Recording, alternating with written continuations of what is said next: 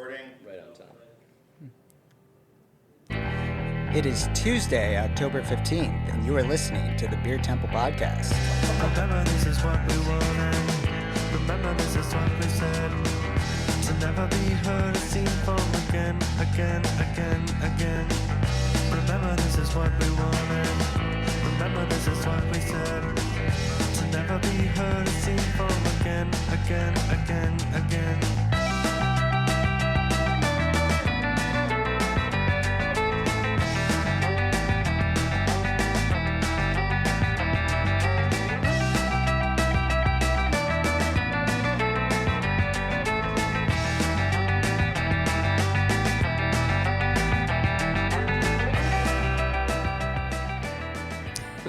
Hello, and welcome to the Beer Temple Podcast. I am your co-host, Mike Shalau with Was Brewing, and I'm here with your other co-host, Chris Quinn of the Beer Temple. Chris, how you doing?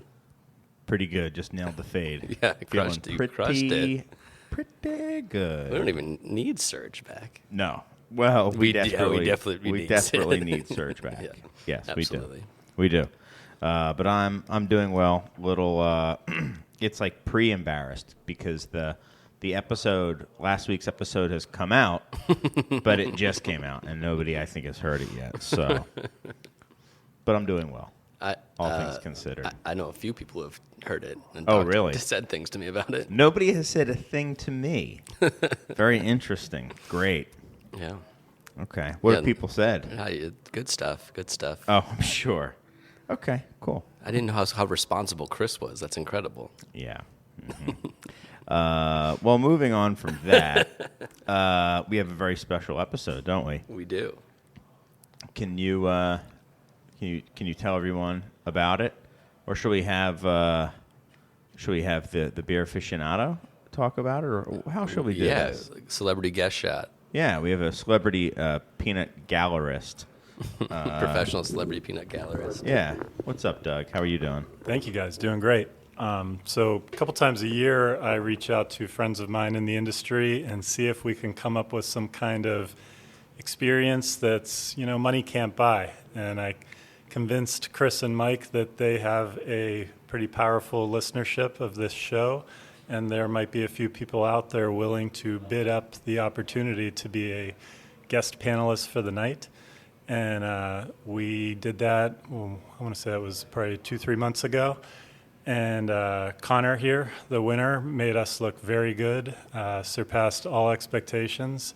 And so thanks to Conner, a guest you're going to hear from in a bit, we were able to raise a whole lot of money for Lurie Children's Hospital, specifically for a program that my wife and I started helping them fundraise for a few years ago, which is called the Lurie MRI Try Without Anesthesia program, where they hire additional child life specialists specifically for kids who need to get an MRI for various scary reasons, and they help them get through that process without needing anesthesia, which is a big deal because it requires a little kid to lay still for up to an hour or more, and as anyone with kids knows, that's very, very difficult. It requires hours and hours of conversation and prep to get the kid ready to prepare to be able to do that and not be intimidated by these machines.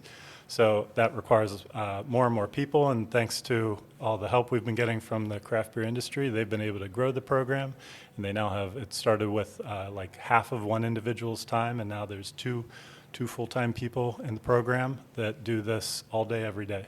So big thanks to Conner, Chris, Mike, thank you for offering up the show for this chance to raise money, and thank you, I won't spoil who they are, but Conner just happened to pick, he also, in addition to picking the outline, got to choose guests of his choosing, and I kind of hoped and prayed he would pick people who I had connections to, and he without knowing, Conner and I don't know each other at all before tonight, but he happened to pick two people who I'm often texting late at night about hops, malt, packaging formats, so they were easy people to ask to be on the show, so thank you to them for showing up tonight for this cause as well. We couldn't. Thank Yeah, you all. it's crazy. You picked Sam Calgione and Miniature Luzzo and Rob Todd. So great gets for us. Good thing Doug knows. We said, do it Don for the Mitchell. kids, and they came. Yeah. Yeah. Yes, absolutely. So Just special. kidding, we have better guests than that. Yes, special. Right. Yeah, really. Way to talk down our guests. That's what I like to do. Special episode. Yeah, we have an all-star cast and an all-star peanut gallery. So we should probably get into it. Some things have to stay. Some things are going to be different this episode, but some things have to stay the same. And that is the order in which we introduce people. Peanut gallerists do not count. Everyone knows that. So we're not out of order yet. But we go in order of seniority. That being how many times you've been on the show. So the senior member of the panel is Mr. Jude Rose. Got it. Nailed it again. Yeah, as always. It's great. How always are touch and you? go. I'm great. You're on Yeah. a hot streak. Yeah, I am. I've gotten it right at least once in a row. I think like the last 5 times. Yeah. This is perfect. I think he was on a streak before that, too. I think I probably was. I think I probably just had a pause or something a couple times, and I got in there and went- jabbed you. Yeah, you forgot. You don't know Jude's name. What's up with you, man? Where have you been lately? First, I want to say when Andrew from Other Half was on, and at the very end you said his last name and you got it right, but you also hesitated for a quick second. Yeah. I laughed. Yeah. He laughed too. He said, "You got it." It's just little things like that. Yeah. I love That's you. the inside baseball. Yeah, not the best with names, so to speak. I think you're really but- good. Yeah. I think you're very good, Okay. I think you're really good. except for Jude. Okay. Now it's just become a thing.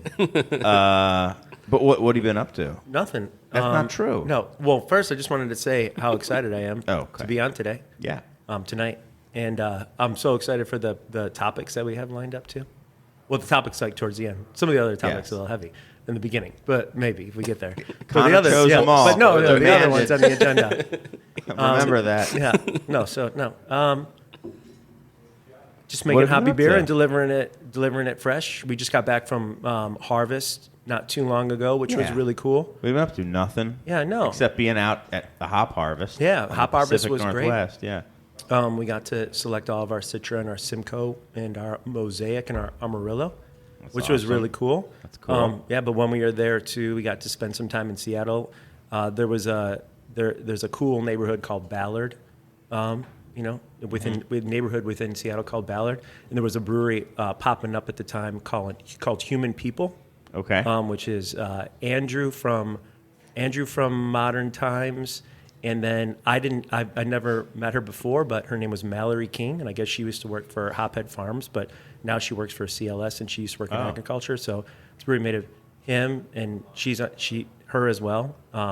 She comes from a ingredient background or agricultural background, and then I think another member of Modern Times. Anyway, long story short, while we went to grab a couple of beers, Too they late. said we're just we're popping up on the other side of like a Stoop Brewing, and they were just selling like beer out of the front of the brewery, just like old school style. So stopped by and said what's up to them, and then the same day, the Masonry makes really good pizza in Seattle, but Fast Fashion is a brewery who Yep, championed yep, a hop they were called here a while yeah, back, Yeah, yeah. they were. They brewed a beer with Avery. Yeah. They championed a hop called Anchovy, I think, with Brian Strumke from Stillwater. Yeah. So they happened to have Anchovy Day was that day. So there was like 8 breweries from around the country brewing beers With with anchovy. anchovy. So just happened upon that. And then the Human People came there afterwards and hung out and had beers. And it was Wow. great. Wow. So yeah. It sounds, Are human robot and human people rivals, you think? Sorry, I didn't mean to interrupt yeah, you. for sure. Totally. Definitely, yeah. In the cyborg war. Cyberdyne. machine. Yeah, I imagine human robot, yeah, like on a wasted landscape, yeah. That's shooting hops out of a gun. Yeah. Sorry, what were you going to say? That actually was that. a That good no, it conversation? sounds like during harvest, Yakima is like see and be seen, like the who's who of the cool kids and everybody in beer. I know your boy Eric was out there. He works for them now. No, he was still out there. Yeah. And you said you ran into Julian from Beechwood. Yep. Yeah, and Zach from Shred. who Ran into else a did lot you of- run into? Yeah, I'm sure you ran into like a million people. Run into everybody out there. You It's know great. everyone. Well, Yeah. what's cool is that for probably about 4 weeks in September, everyone from around the country has a picking window that they're coming to the area for. So there's some cool overlap. You might miss people, but you might run into each other. But it's like a cool little party. Everyone going out there for a reason to pick the hops that they're going to brew with for the next year. And then in the But it's like evening, they all kind of hang out and descend on Yakima, Washington. Such a cool town. yeah, that's the, awesome. The morning of, we woke up and there was this small little place, they said, that had James Beard winning tamales. So in small town Yakima, we went out there and they had this place called Los Fernandez. They had a pepper jack and asparagus tamale for like $2, and it was delicious. The texture was spun. It was insane. Harvest is so cool. Awesome. Well, thanks for coming back just to be on the show. Stoked to be here. Yes. Our next panelist is Mr. Tom Beckman of Goldfinger Brewing. Notice how I nailed the name. What's up? You nailed my name better than the name of our brewery, actually. Why? What did I say? Did I pause? Goldfinger. Goldfinger. Gold. No, you nailed it. Goldfinger. Yes.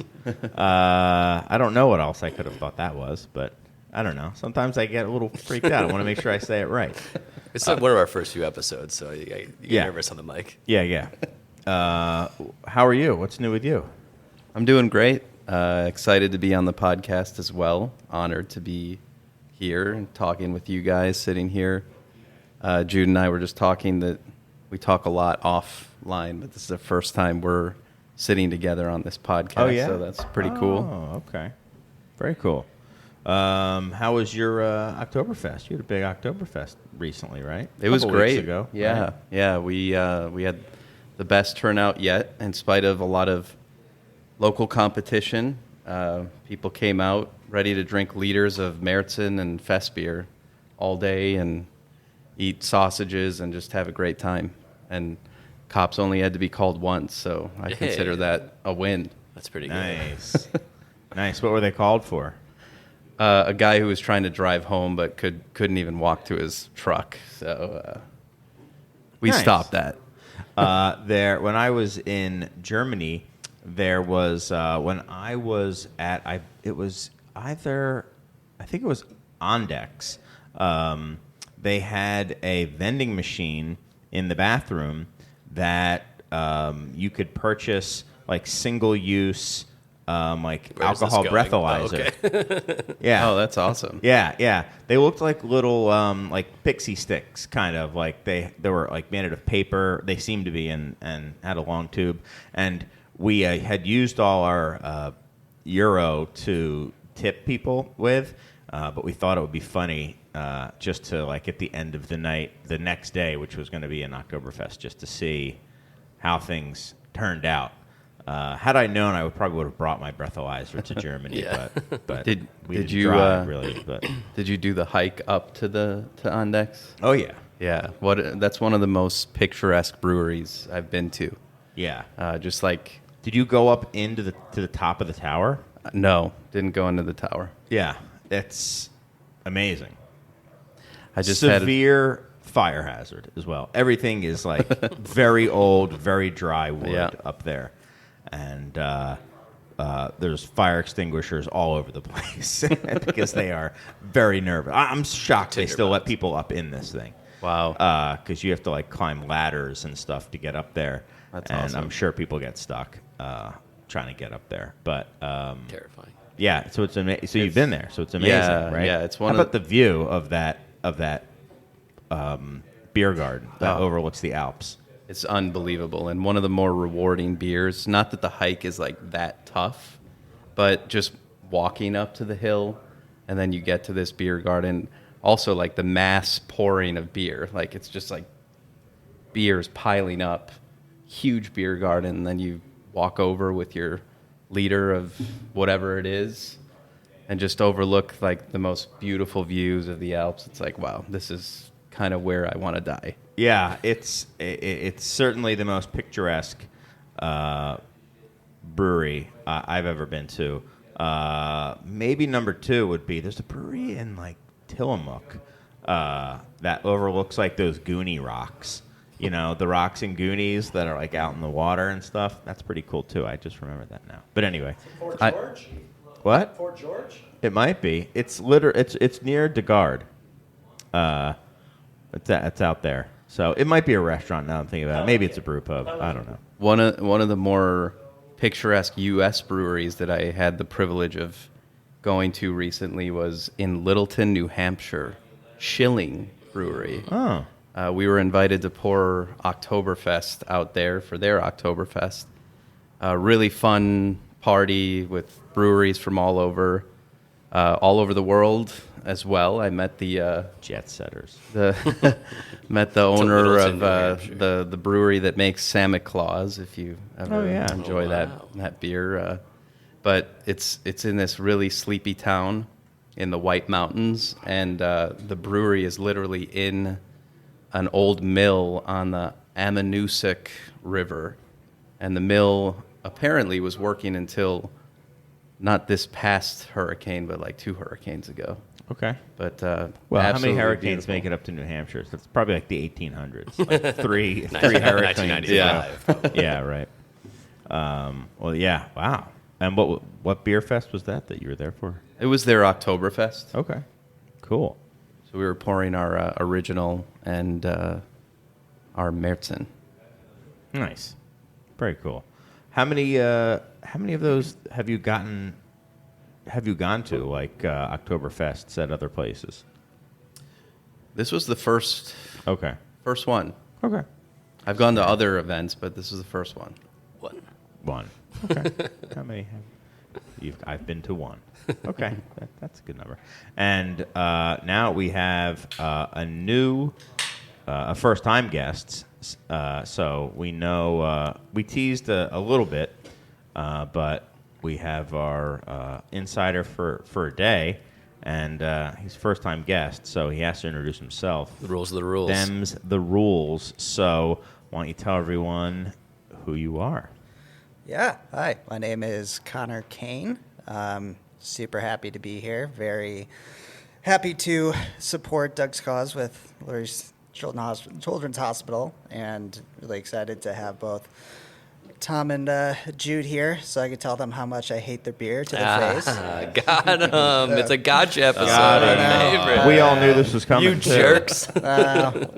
Just kidding. I picked them one because I've enjoyed them as previous guests in the Beer Temple podcast, and then I just really liked their beer. I was actually sipping on Tom's Fest beer, which is a beer that's actually eluded me the last few years, so that was tasting great. Speaking of which, somebody fill me up. Yeah. Yeah, pass it down here. Yeah. Fortunately, I was really wanted to go to the your Oktoberfest this year, but I had another commitment. I had to go watch my Wisconsin Badgers get annihilated by Alabama.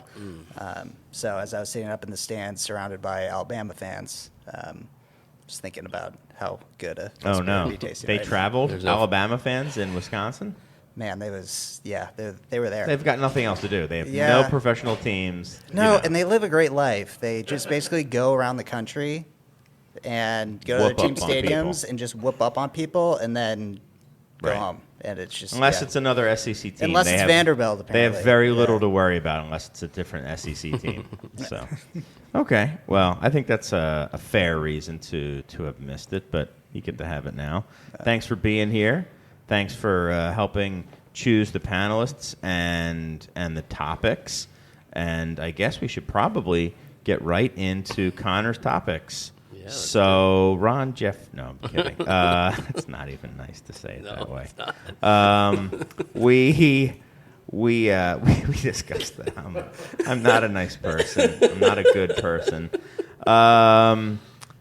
Let's talk about our. Well, maybe we should we have some beers that we've enjoyed lately, because we're going to Sure. talk about this a little bit later. But we failed to do it in intros, which is what we're supposed to do. But has anyone had beers that they've had lately, or beers that they're looking forward to having? I had a Civil Life American Brown Ale recently. That beer is so good. that I've So had good. before, but it is so good. And I don't have it often. So Ari went down to a beer fest in Staunton, Illinois, at Mississippi Culture that we were pouring at. And after that, he went down to to St. Louis for the weekend. Yeah. And brought back some civil life. So. And related to what we'll be talking about later, that is a beer that I had heard about and heard how good it was, and it absolutely 100% met all of the expectations that I had for it. Now, they make like at least 3 brown ales. Yeah. You but, have to, right? But the American Modern brown beer ale, culture. to me, is the one. It's so good. Yeah. Love that beer. It was amazing. Yeah. And it's really an amazing beer, and like, it's a brown ale. Every time you have it, it's one of those things where, like, you don't, if you don't drink it often, you're like, you don't really remember. You're like, how good can a brown ale really be? Yeah. And then you're like, yeah, it's perfect. It's a perfect brown ale. Yeah, we should get them back up. We had them on draft and in cans once, and we should do that again. You should. Yeah. Yes. Okay. Anyone else? Anyone else had a beer or is looking forward to having a beer? I recently had a New Glarus Zwickel beer. It was excellent. I think sat on it a little too long, so of course I inverted the bottle to make sure it's nice and hazy All again. the haze stayed in it. Yeah, you have to. But no, delicious, like really nice grain character. I think I continue to believe that those kind of unfiltered younger lagers definitely have a place in sort of like a bridge between people who might like hazies or other kind of more fuller bodied beers. I think that's a good segue into lagers. And this one was particularly good. Okay. All right. Anything you had out in Yakima? Someone who like basically picked something off a vine and He made like how you make chocolate milk in your mouth. You put the milk and the hops. Yeah. You just put the hops in his mouth. You put a lot. It was just Yeah. his face. basically. That's the freshest dry fermentation hop in beer. 2 seconds Yeah, too, yeah. the whole thing. First, I just wanted to comment. I was just like admiring as you two. That was like nice like flex as we were talking. You guys were both talking about hiking up to the top of Index. I thought that was a funny moment. I wanted to like interject. I was like, look at these guys. Did you hike to the top of Index? I was like, oh yeah. There's 2 outdoorsmen. Oh yeah. Oh yeah. Yeah. Very outdoorsy. Yes. I thought it was great. So yeah, Beer? This is the beer you had. Yes, that was funny though, right? Yeah. I enjoyed it. Fair Isle, in also in Ballard, they had a fresh hop, Hallertau Middle Fru beer called Fru. So they got it from Goshi Farms. So Goshi Farms is like a multi-generational hop farm, Gale Goshi, I believe. So it was a saison, or they took stock farmhouse ale, they said, fully matured beer, blended it with, and then steeped stock farmhouse ale with freshly picked, wet, American grown Hallertau Middle Fru. I didn't even know that existed. Can you call it that? I think so. They did. It was delicious. Yeah. Yakima Yeah. Middle Fru. Yeah, right. Hallertau Middle style Fru. Middle Yeah. Fru. Yeah, Hallertau Style ale Middle Fru. hop. A noble style hop. Yeah. Okay. Also got a shout out to Rubens Brews. We did a collab with them called The New Pale. It was really cool. It was a New Zealand style lager, or a New Zealand lager, brewed with Nectaron and Saphir. And the idea was to combine the process of their process of West Coast style pills and Italian style pills. So that was a warm dry hop of Nectaron that they employ in West Coast style pills, and then a cold dry hop that they do on their Italian style pills. Got it. So it's real Interesting. far out. I don't know that Nectaron and Very Nec- hoppy. it was nice and hoppy. Sounds New like Zealand it. lager, super drinkable, a little oily, but Nectaron and Saphir is like a combo I don't think you would think would work, but when you think about it, it does. I think more of those should happen. More of those things work than people think. I've had a few. One of them is one of the best I've had in a while, so I'm not going to mention that. I'm going to bring that up later in the show. But I've had 3 others. I've had some really good beers lately. I think I mentioned it last week, but I was at Michael Plonk Brewery, and I had a Weizenbach that is as good as any wheat beer or German wheat beer, whatever, that I can ever remember having. It was stellar. I was ever so slightly hungover, and still just appreciated how good it was. It was awesome. That was after night 2 of not sleeping at the Ville de Rose, and then 2 others. Got to give a shout out to Scratch, the Cherry Bark Beer de Garde that's on right now is like, to me, like classic Scratch beer. Very scratchy, very autumnal, the right time of year. Just, it's awesome right now. And finally, somebody brought in a 4-pack of Fresh Hop Headhunter. Wow. That was Speaking excellent. of Wales. Yeah. Got to share it with Nostra Douglas. Oh, wow. That was really good. I have not had a ton of wet hop beers this year, but that has been my favorite so far. Nice. Very, very good. Either of you two? I went first. Oh, you went Connor, first. you're Okay. I guess I pandered a little bit to Tom earlier, so now I can pander to Jude. It's funny, when I saw this was coming out, I was like, this is unbelievably perfect timing. Roost, which is a beer that Hop Butcher makes. I believe it's only the second time you've made it. It's a collaboration with Half Acre. I think the first time you made it was, I guess, going around 2 years ago now when you opened up your tap room. So I think I was there either the weekend or the second weekend you guys were open, and I had it, and I really enjoyed it. And then a short while later, I was having dinner with my girlfriend at Union in Logan Square, where Hop Butcher just so happened to be having like a tap takeover.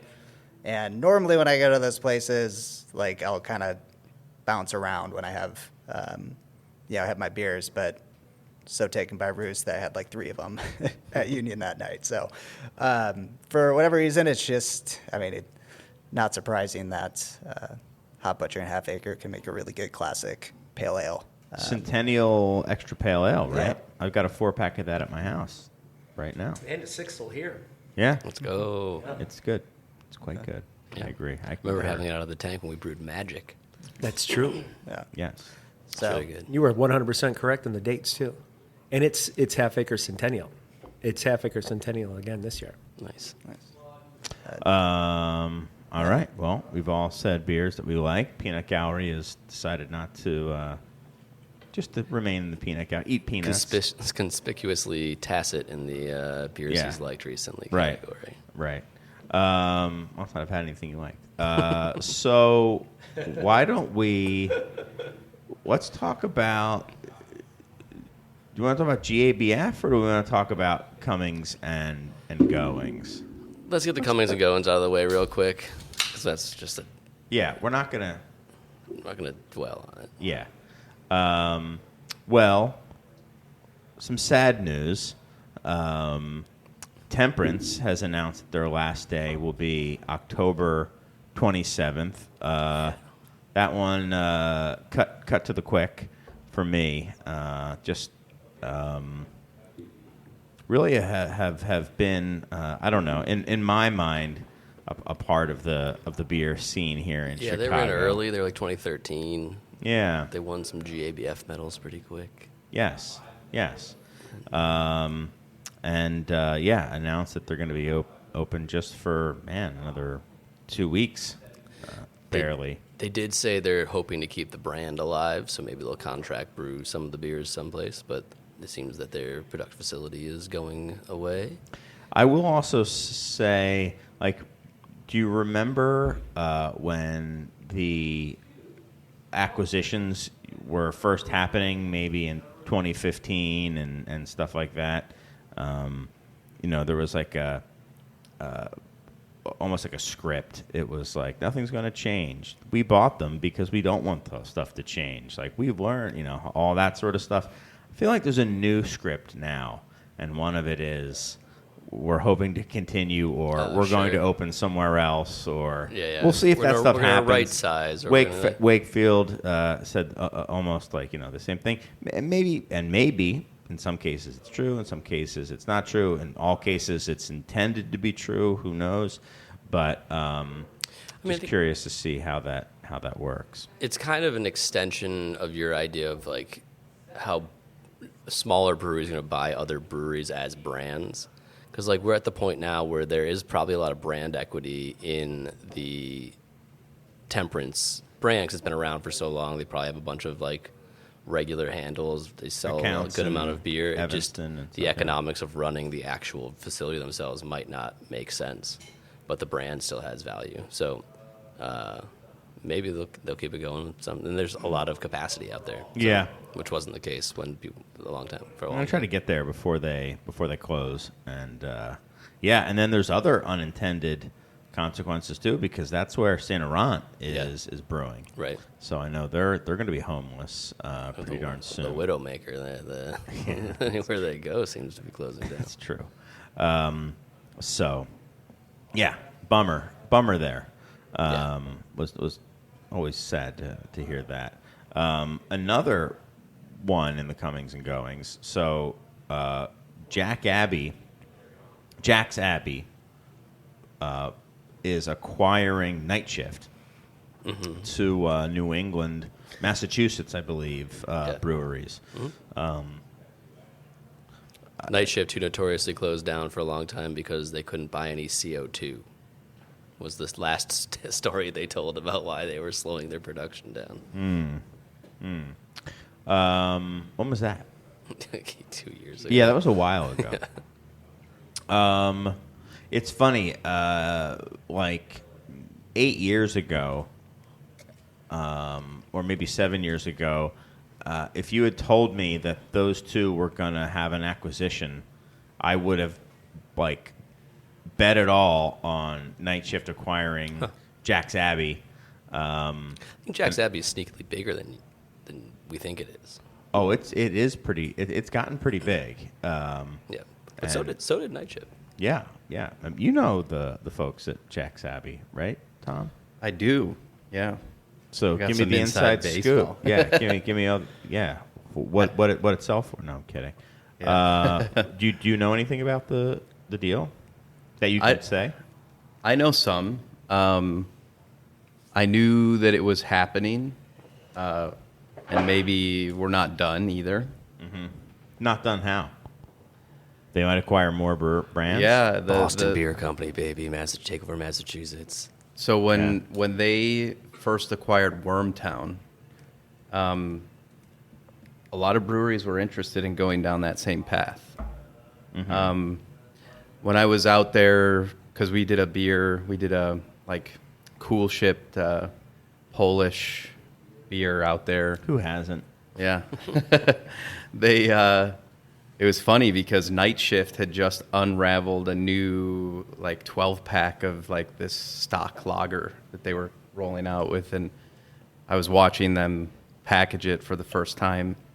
Hadn't even heard of Night Shift while I was there, but they were at that point. Jack's Abbey was making all their beer anyway, so that's not too surprising. I think the Wormtown one was a little bit more surprising, but I would like to give myself a little bit of credit because a few years ago on this podcast, I believe it was an episode with Jake Sembrano, I said that I foresee as breweries begin to specialize a little bit more in their specific styles or their niches, with some consolidation, you might see two breweries that don't brew the same types of beers merge to leverage their relationships in distribution. And that Wormtown Brewery acquisition has been just that, because now Jack's Abbey gets to use all their sales reps. Apparently they kept a lot of Wormtown staff as well, but now these people get to go into an account and say, like, hey, you need some lagers on draft? Cool. We also got some great IPAs, and they're all coming from the same house. Right.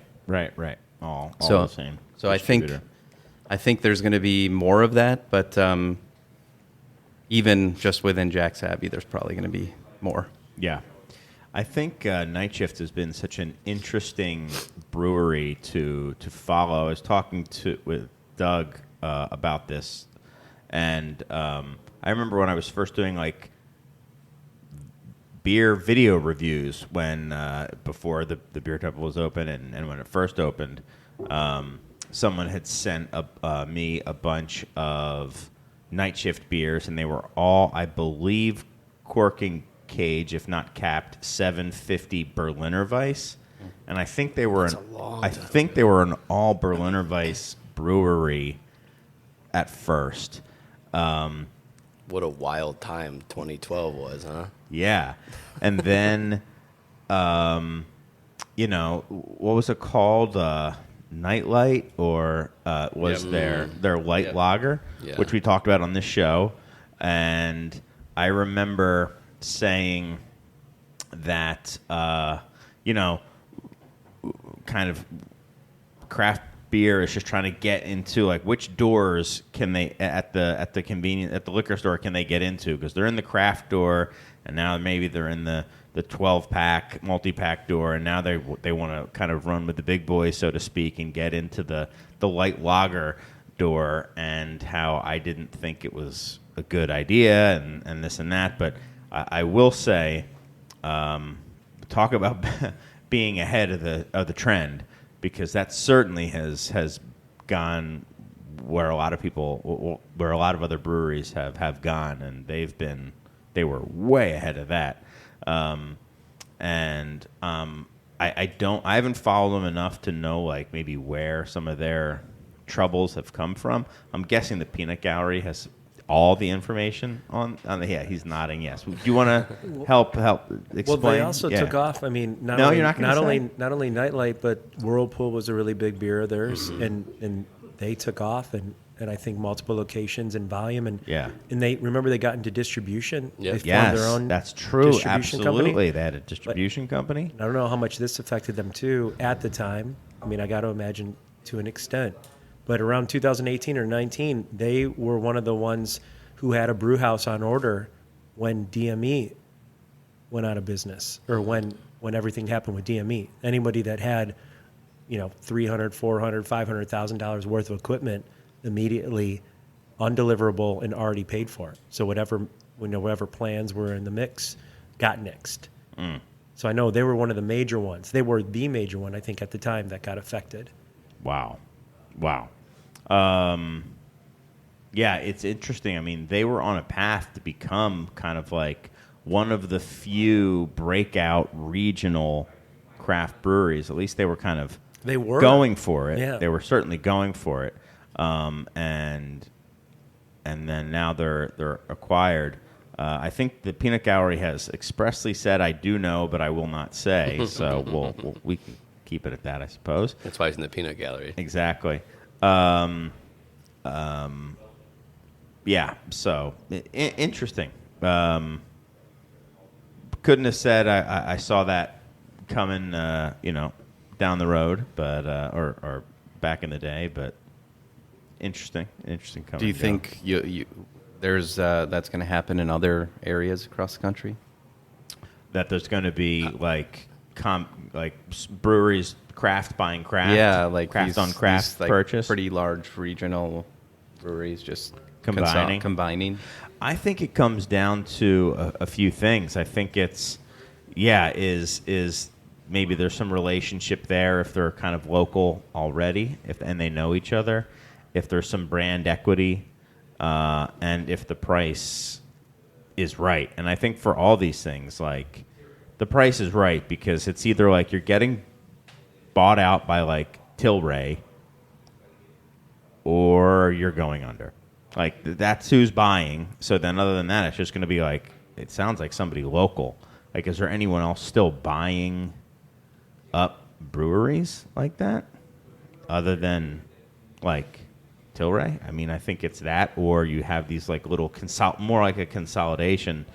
I mean, it is an acquisition for sure, but I think. What do you think? I do see like maybe larger regionals, especially as those seem to have been pretty negatively impacted by COVID and the current situation, that maybe there's a little wait and see how this acquisition goes, and because I know it's really a numbers game for breweries of that size that you have a specific volume that you need to sell.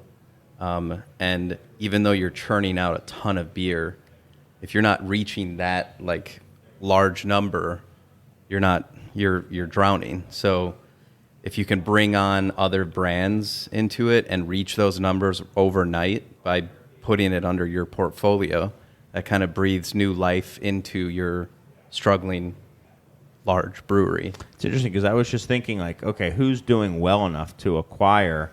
But you kind of, the flip side of the coin is, yeah, it's a way to kind of boost your numbers and your reach immediely. Also, kind of unproven, Hear right? Doug biting his lip right now.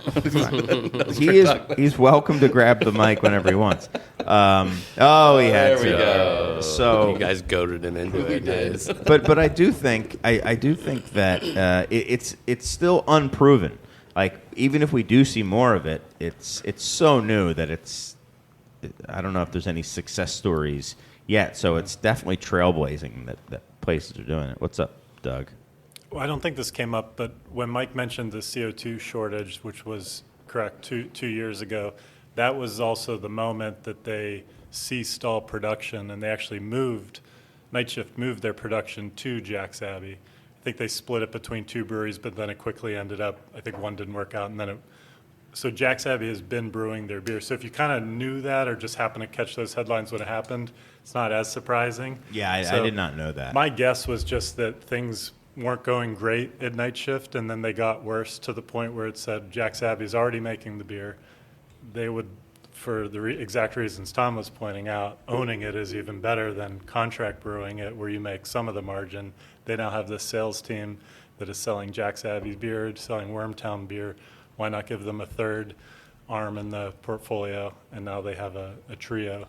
So this was like adding 50% to their owned size. It was beer they were already making, but now they own it outright. So it's not like a huge shock to their anything other than maybe their sales team picking up another brand. Right.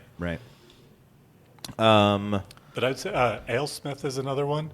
And some of these are due to timing and what the brewery built. So AleSmith built a big state-of-the-art facility, and when they did, they also became, I don't know for what reason, but at some point they became a contract brewer. So Modern Times just got folded into AleSmith. Yeah. Not owned by them, they're contract brewing it, but they're another, if they can afford it, potential buyer out there in Southern California, because they're now making all the Modern Times beer. Yeah. Modern Times is definitely one that you kind of saw. It's like, okay, who? It's not will someone. It's kind of who will do it. That's a can opener you're trying to use to open it up, dude. That's not a bottle opener. That's a can opener, dude. That's why it won't open.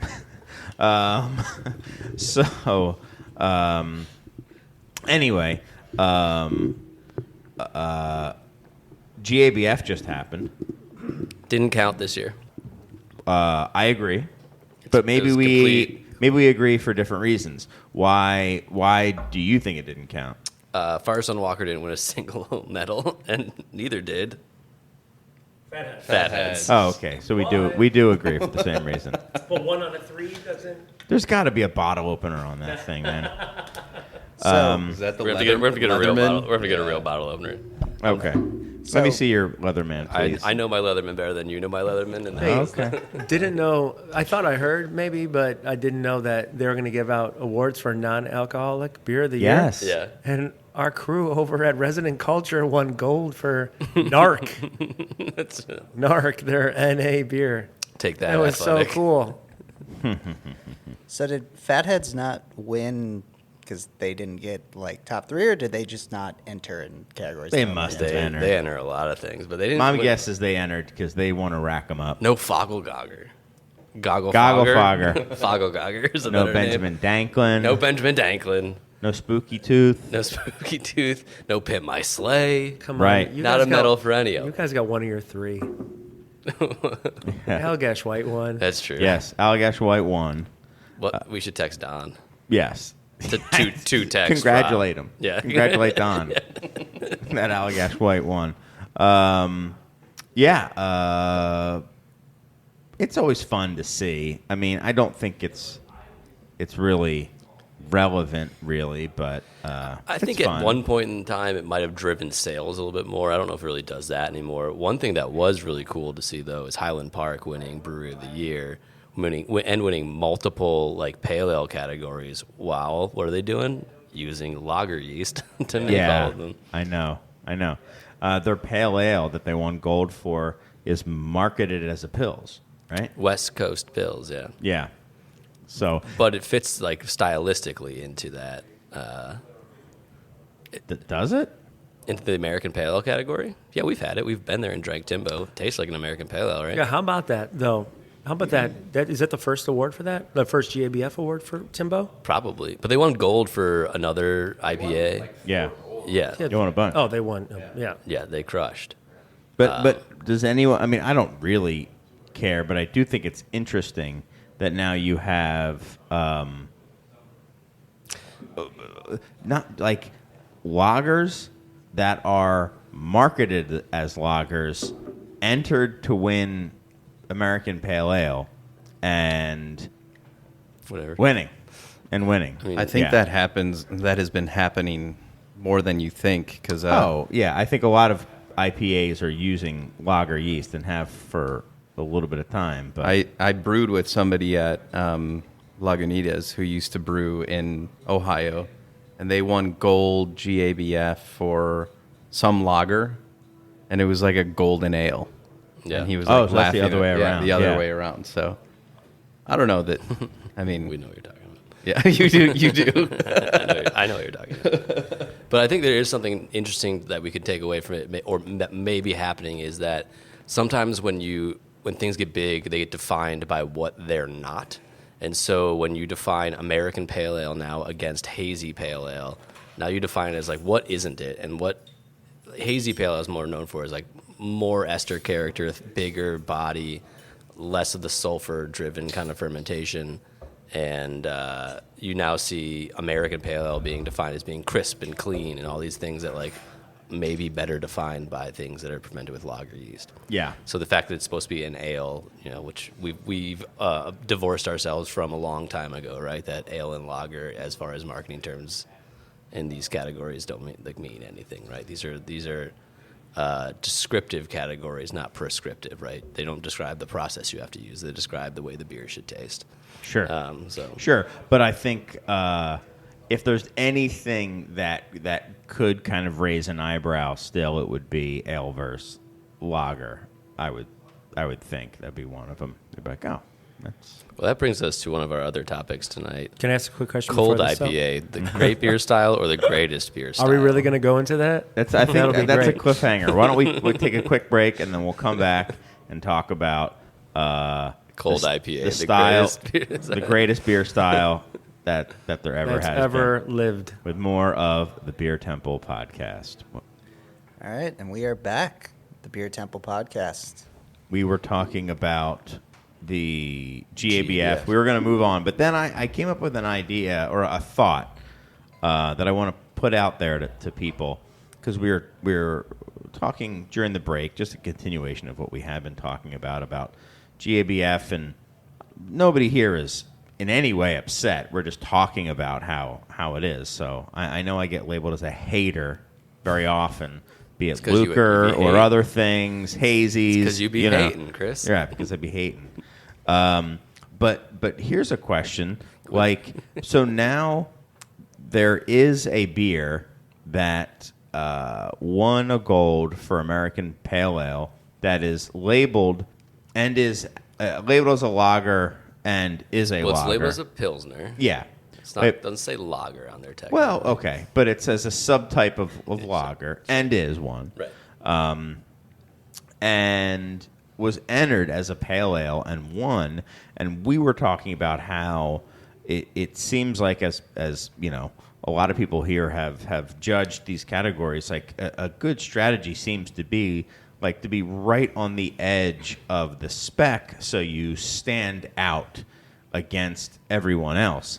So if you know, lager, ale, we all are kind of like agnostic to it. But like, what about Right, Tom? Not Tom. Yeah. What about? But what about? What about other features though? What about ABV? Like, could you put a Imperial Stout in a American Stout category, or could you put a double IPA in, or something like that? Could you just kind of Blur the lines. but just not care? Just be like, you know what? I bet you we could stand out in this category, and then win the medal. You could probably do it if you really. I mean, they will kick out things that If you aren't actually moneyballed. to spec, right? Like, there are things like it's the wrong color or the wrong hop level. They'll kick you out of the category if it's really out. Like, you can't put a double IPA in the pale ale category, probably. But To Chris's point, though, you might be able to put a double IPA in an IPA category. Just make sure the color's right. Yeah, I mean, that's what I Three guess Floyds it's did. can you That's get one away of the with it? examples, right? Every beer they used to make was a pale ale or a double pale ale. They didn't make an IPA. IPA until fairly recently. Yeah. Interesting. I would like to see people do that and kind of mess with it and completely shatter the awards. It'd be just interesting to see. I'm curious to see how they market their win if they were to like blatantly blur the lines. Because like one of the benefits of winning an award is like now you get to go back to your tap room and your distributor and say, hey, this won GABF gold. But like if you put a double IPA in a pale ale category and you won gold, Yeah, right. you're gonna say people are gonna be like, oh, what category did you win? Pale ale? It's like I thought this was a double IPA. But Are people going to say what category No. did you win? Because all you're going gonna to do- assume you won the category you're gonna of what you ha- called it. So you're just gonna lie about it then, right? No, you're not. You're not. You're going to print out a picture of a gold GABF medal, and you're going to stick it either on the label or And you're- on the draft and board. you're going to put it on your It won golden gold. lager that is And no actually one's the pale ever ale. going to ask And you. you No one's think- ever going to ask you what style what it is. what category did you win? What do you mean? Do you think most consumers Obviously, know the it's a West Coast categories? Pills. What do you think it won in? And then let them. All right, take still it from lying by omission then. there. Yeah, It would be right. really funny if it didn't win the West Coast Pills category, but won the. Like, it's the beer that created it, but it only Right. won American Pale Ale. right. Was that category 4? Yeah. Right, exactly. Category 4, one of the fundamental categories, West Coast Pills. That's actually field beer. So how long until What is field beer? cold IPA? How long until cold IPA Farmhouse. is? How long until cold IPA is a GABF category, Mike? I don't know if they would ever call it cold IPA. I feel like that's not in their taxonomy. But Okay, is it already one? Oh, okay. Maybe apparently it already is. it's not. It's not. No. Oh, okay. I'm on the page right now. And I just looked up. Edit find cold. Got it. There's only 2. Okay. But it's Cold Fire Brewing and Cold Fire Brewing. 2 awards. Good for them. Got it. What about IPL? Is IPL India Pale Lager on there? They're not that out of touch, No, are they? Okay. no. But Okay. isn't there hoppy lager now? There's Italian style pills. That's a style. That's a. You can win a medal in Italian pills. Yeah, that's a Yeah. category. Oh, yeah. now. My goodness. Is there hoppy lager or no? And a zombie shark fight won gold this year. You But don't zombie is have. spelled with just an I. You don't have the Brewers Association category definitions, do you? Of course not. Okay. Just curious what the If I did, I what the would burn them. guidelines for the Italian style pills. It must be the most like Pivo. right. I'm gonna look it up. Pivo didn't win. They didn't win a single medal this year. Maybe they didn't enter. That's shocking for a Firestone Walker to go medalist. There's probably had a meeting afterwards and yelled at everyone politely. They're nice people. I shouldn't say that. So why don't you talk about something while I look up Italian? Which apparently it's not in here. If you look up the word Italian. So Connor, you helped us create the outline. And we're now going to get into the things that you wanted us to put on the outline. One of the things you wanted us to talk about was favorite beers of the year so far. Can you just talk to us a little bit about why you wanted to hear it, talk about this, and then also give us your favorite beer of the year? Yeah, definitely. So, I guess for me, I guess I classify myself as a younger craft beer fan. Or I say this, it's Yeah, you're 16? Is that what you said?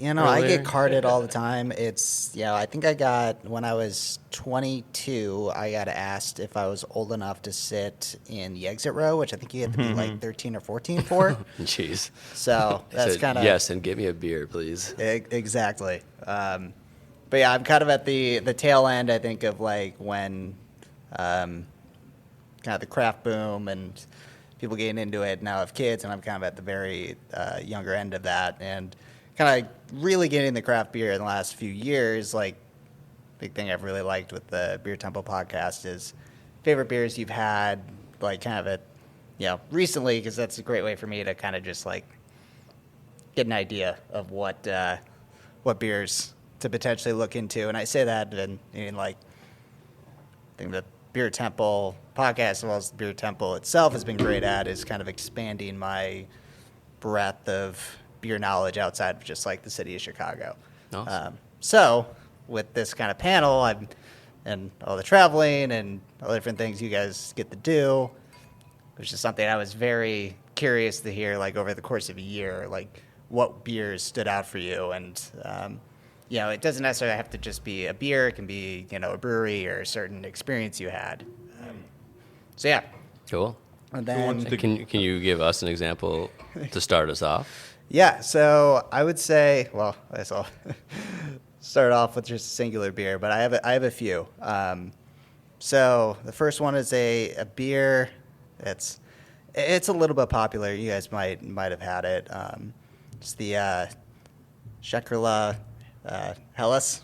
Yes. Mm-hmm. Yes. Like I said, not really a well-known beer at all. I say that tongue in cheek. Yes.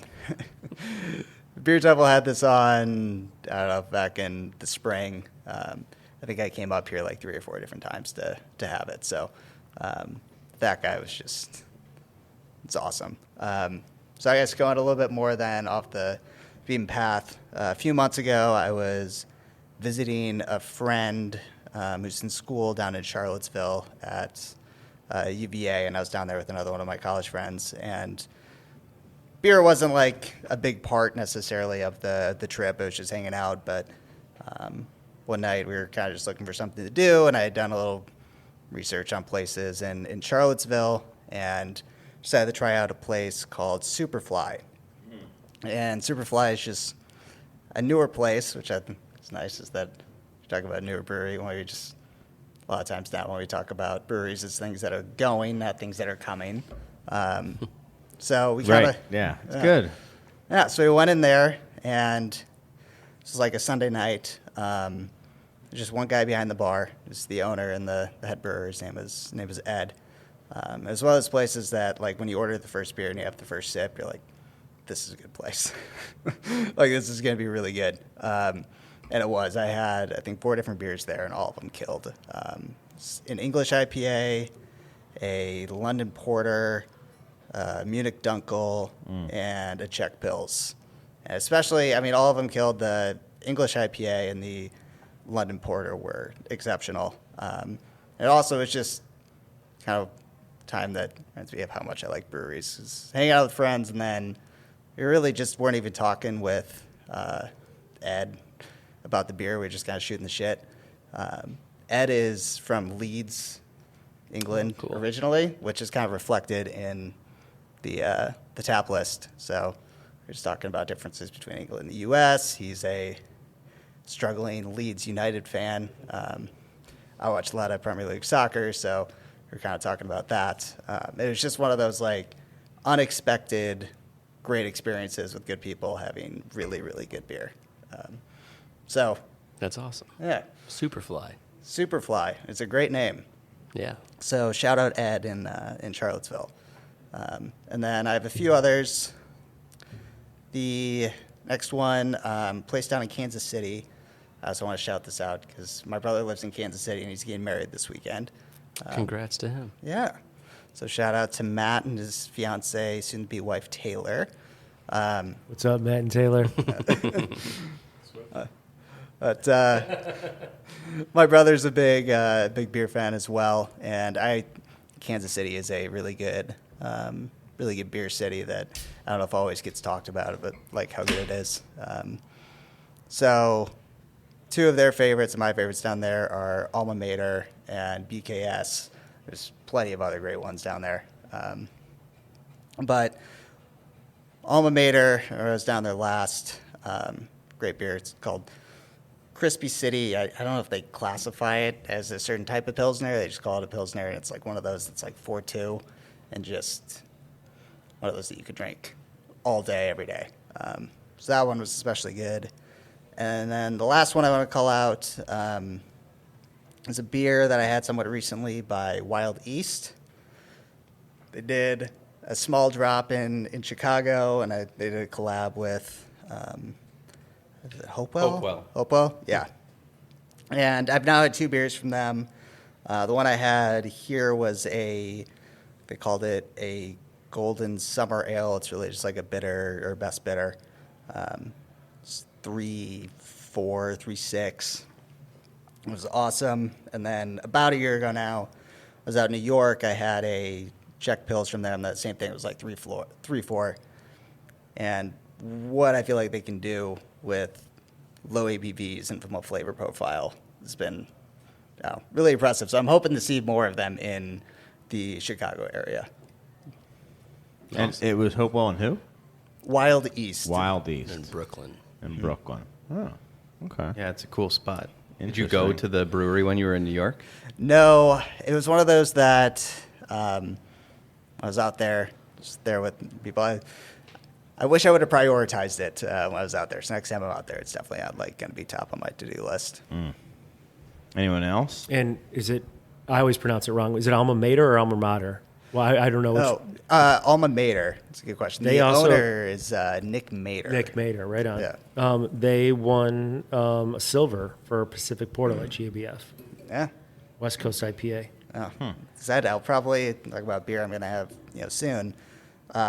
My brother and his fiance are actually good friends with Nick and his wife. So that's actually like where my brother proposed to his fiance. Right on. Yeah, and that's where they're having like their welcome party on Friday. That always helps when to have like associations of good memories. It makes it taste better. Is Stag one of like Missouri's macro lagers outside of Anheuser-Busch's? Yeah, for sure. Yeah, we crushed a couple Stags with them in a hotel room in outside of St. Louis.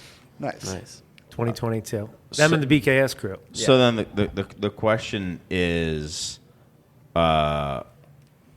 favorite beers of the year so far, right? I think we can expound on it if something just has to jump out past that. But let's keep it to favorite beers of the year so far. Does anyone have one that stands out?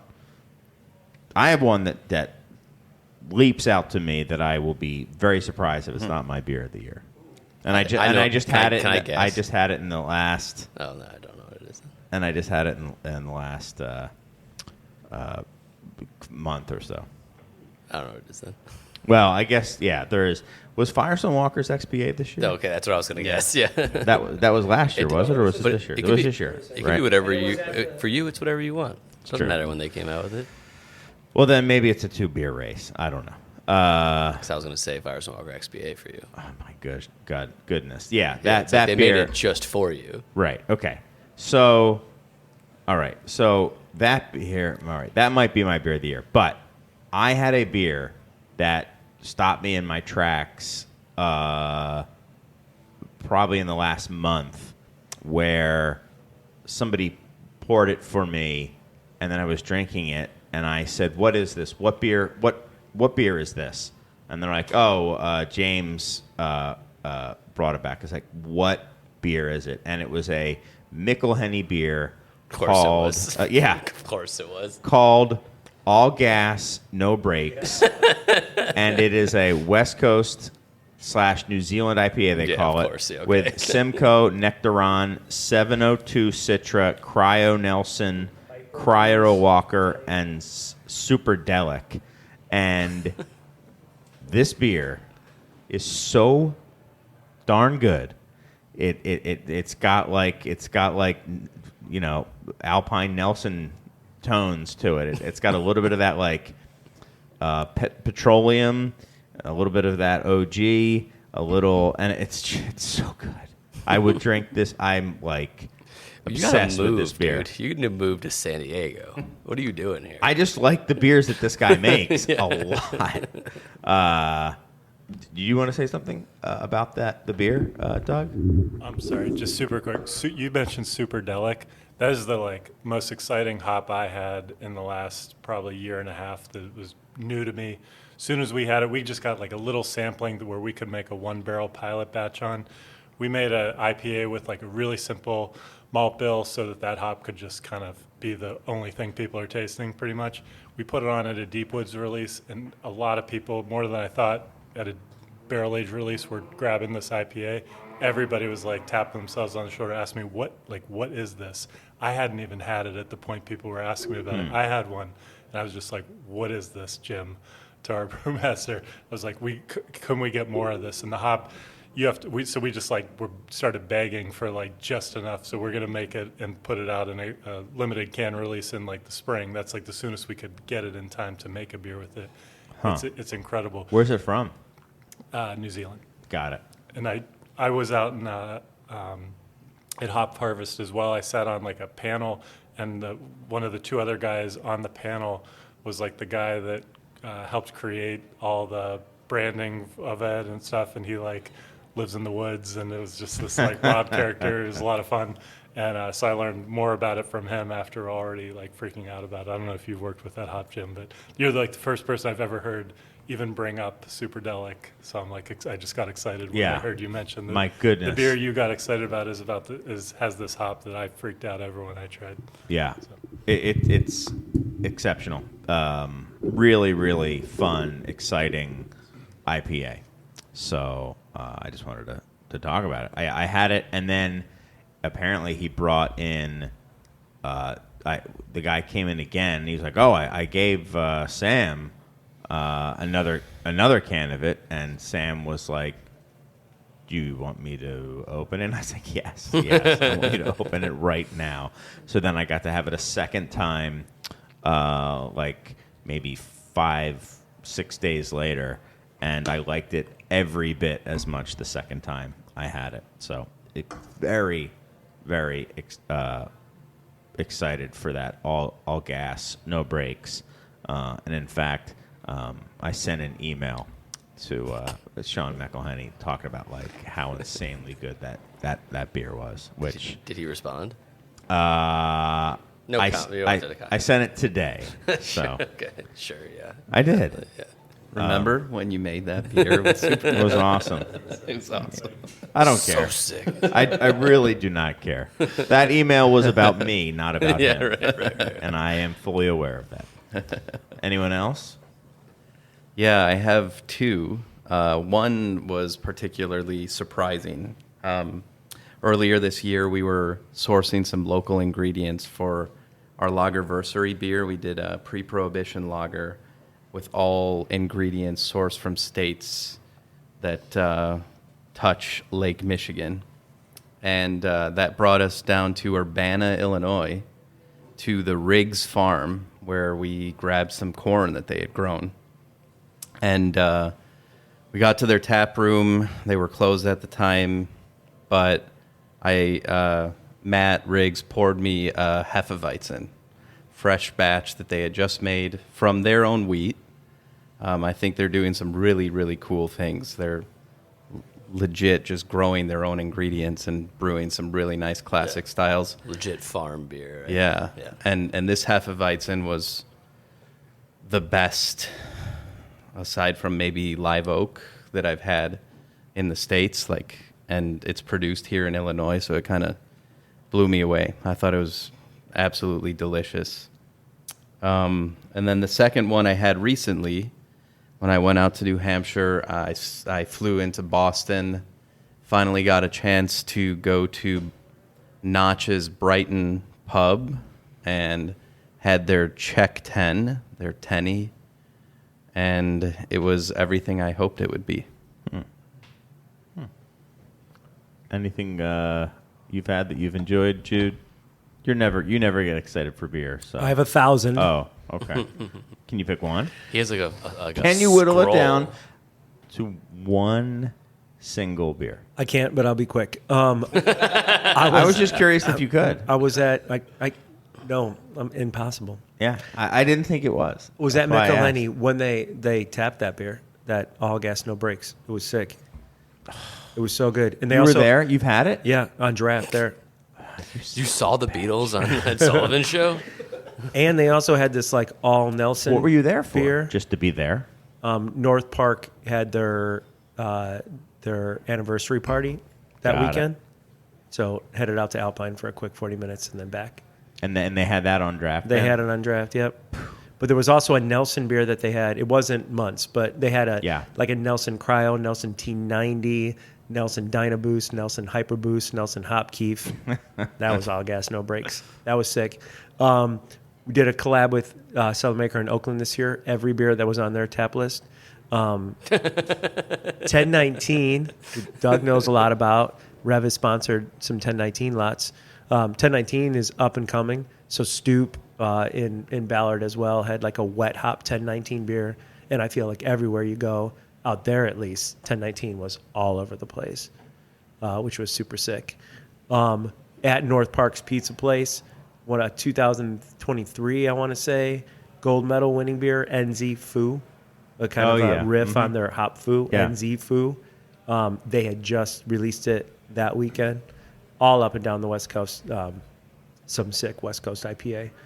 And then I'm probably forgetting one or two. I don't know. That's okay. That's all right. Have you gone, Mike? No, I haven't gotten out much this year, to be honest. It can't be your own beer. It's not my own beer. It's Okay. it's a Goldfinger beer. Ah. That the land beer we made together, to be honest. Of course. it was Which is It's a great beer. it's what we joke. It's what happens when good breweries make recipes that we wrote, and it's the Wilby base, like kind of a concept with like spelt and triticale. Then they did a decoction mash on it, hopped it how they would hop a Helles, but with Grüngeist and Saphir, and then fermented with their lager yeast, and we served it on Lucre just to piss Chris off. And it really is. I had one on Friday. It is genuinely like a beautiful beer that we've gone through like 8 half barrels of it in a very short order mostly because I've been drinking a lot of it. I got to chime back in. This is up there too. Wasn't Hot Butcher did a collab a couple years ago called "What Does Time Taste Like?" So your favorite beer of this year so far is a beer that you did a couple years ago? No, all the credit is to Mike. So Mike's got irrelevant. Mike's got some Brett bottles. No, so I see. So during one of the first couple weekends of Mike's soft opening, or might have been the first weekend, he opened up a bottle of What Does Time Taste Like, the Brett version. Yeah. And this thing was singing. white pepper and like tropical fruit and Yeah, like white pineapple. gummy bears. And it was just insane. It It's was a very like, Ron Extract name. What does time taste like? That's something he would We say. came up with that name here. we did. Ah. Yeah, in the hallway. So cool. Yeah. Right back there. It was so I good. though, remember when but- you were having that conversation. But it's everything like a Brett beer should be, or it's like all the promise of Brett or what you want Brett to do. Just development. Did a good job. So good. So the next topic is white whales. So there's a bunch of stuff here under white whales, Connor, that you put down. It's what was your personal biggest whale of a beer that you've been seeking? Have you had any of your white whales in the past? What were they? Did they live up to expectation? Do you still have any white whales? How has your thinking about your personal white whale changed over time? And before you're in the beer industry versus now, maybe. So, white whales, what was your biggest of all time? Have you ever had it? And if so, did it live up to expectations? And do you still have any white whales, I would say, is the general conversation. Who wants to go, Mike or Tom? You seem to be- Can we get a definition? It's No, I think it should be personal, right? a beer you seek and you think about and want to, and you get So it on can't be You a put on a beer- pedestal. A beer you put on a Okay. pedestal as being extra special for whatever reason. Before you've had it, you've already put it on a pedestal. Gotcha. Yeah. Because I have one that I put on a pedestal after I had it. Barrel Age Abraxas became like a white whale after I had to have it again, or just because Yeah, because it was so damn Do we so need damn to- good. But that do we need that to can't handicap count. like Tom's white whales? No, you can't. I don't Like think. we know it's not going to be imperial stout. It's going to be like some like Not in the eclectic- context You of don't- we this. don't know. Esoteric, We don't know yeah. that. We don't know. the hills of I mean, Bavaria. I've told this story on the show, but like one of the first like whales I wanted to get was Heady Topper when it was like, only in Vermont. I traded a 6-pack of Zombie Dust for a 4-pack of Heady Topper, and I was just very disappointed, to be honest. Hey, every time you tell that story, I'll never Angel forget gets its wings. my first Dark Lord day. I went to it with a backpack to Three Floyds, and I traded like a 2013 BCS, and some guy traded me a can of Heady Topper, and I brought it home. It was terrible. Yeah, it's not. I've had it since and liked it much more, but it was something where that was the only beer trade I ever made that was like with another consumer. Not like I've sent beers to other breweries or something, and it was a disappointment. I'm like, I'd rather just wish I had the Zombie Dust, and then I just kind of didn't seek out many other white whales after that. Well, I do have one though, but it becomes like a thing where it's esoteric, and I want to have Harvey's Best Bitter on cask in the UK because many of my favorite like Belgian brewers include especially like Yvonne Debates talks about that as like a foundational beer of like, this is what I was trying to make. We're trying to make and that started the idea of how, in my head, of how English beers and Belgian beers were much more similar at some point, and how all these things were all kind of mixed up and they've since pasteurization and the idea we can isolate yeasts and stuff.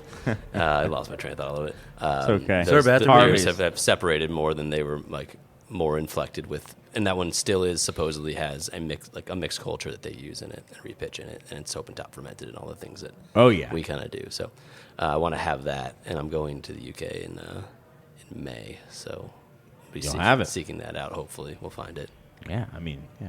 If you know where to go, you can find it. But yeah, like the idea of those things that are unobtainable changes, where it goes from being these super small releases of things that are either supposed to be incredible, you hear from other people, to being I want to have this in this specific way in this one area of the world that my whales now are things that I couldn't just go on the internet and pay enough money for, or Tim Taylor talk to on cask friends. was one of mine. Yeah. It was kind of like maybe not a white whale, but certainly a bucket list beer. Sure. Boy, oh boy, I'm trying to think if I had most of my white whales. For me, I had them and then became obsessed with them, like Alpine Nelson, like BCS Coffee, I loved Alpha Claws. When I had that, it just it blew my mind. There were beers like that. I'm trying to think if there was one where I was like, oh my gosh, I want to have it, I want to have it, I want to have it. And then I really, really just enjoyed it. Maybe Hill Farmstead. I wanted to really go to Hill Farmstead and have the beers. And I would say it lived up. It lived up. I had one that was Suarez. For a while, I want to go to Suarez. Sorry, I didn't mean to take yours. My bad. But then I went there, and that one lived up. Where it was it was awesome. I went there with my parents. Suarez is my. Oh, I have Have you never That's had Suarez? I've had Or Palatine. you want to go to? But I want to go to Suarez. Yeah, it was pretty have cool. a qualify pills. I had two. Suarez Yeah. is my That's yours. one of my big white whales at this Nice, point. Yeah. nice. Mine was West Veletrin 12 and Pliny the Elder. Those were the two when I was first getting into Oh, it. so you just looked at like kind of the rate beer list and were like, okay, let's do those. Yeah, and they were hard to get, and I was like, okay, everyone's talking about how great they are. Yeah. And they were very educational for me, both of them, because I realized, because those were still like unobtainium, they were like, people are talking about how amazing it is, and it was so hard to get when I was, either in Pennsylvania or here in Chicago. And I was very early on in my beer education, and you have to learn about these things. And you're like, oh my gosh, I want to have the best beer in the world. I'm going to have the best IPA in the world. Yeah. And you have them, and you realize that they're very good, but they're still beers. Right. Because in my mind at that time, I thought they were going to transcend Totally. beer. Thank you. So it was helpful for me, even if it was a letdown, in the grand scheme of things, it reframed stuff for me in a very positive way. And then I think almost since then, all my favorite beers, maybe with a few exceptions that I'm missing, like, oh, this is coming in like Pilsner Urquell. It was like flown over. Okay. Like, I don't know if that's a white whale, Yeah. but everything since then has been stuff that I've had. And More temporally based. Yeah, I think there's yeah. to have that like transcendent experience. I think there needs to be some level of naivete where you don't even know what you're like what you could discover. Like I had something like that happen with some wines recently, where I was like, oh, I knew I liked this thing, but I didn't even know this existed. And so like that transcendent like moment that sticks in your brain is because it burned its own little pathway because you didn't know it could be there. Mm-hmm. And the more and more you get, like you understand beer, the more and more you learn about making it, the less and less there's the opportunity to have something that be like a lightning strike that burns a pathway in your brain where you're like, I didn't even know it could taste like that, because you only get a couple of things like that. So like for me, the idea of like a whale is now more experience, like experience or temporal or like ephemeral, rather than just being like, I'm going to have the peak of this thing. And it doesn't matter if I'm in, a McDonald's when I have it. It's going to be the best. Right. Yeah. Like, Yeah. Right. I Right. 100% agree with that. And I also think it's possible to kind of go back and without even knowing how like time has passed or how you got there or where time has gone or in what loop it went around, that you can still have that type of experience. So I'd like to think that you could have a white whale in the past and still have the same white whale memories. Yeah. They might just be different.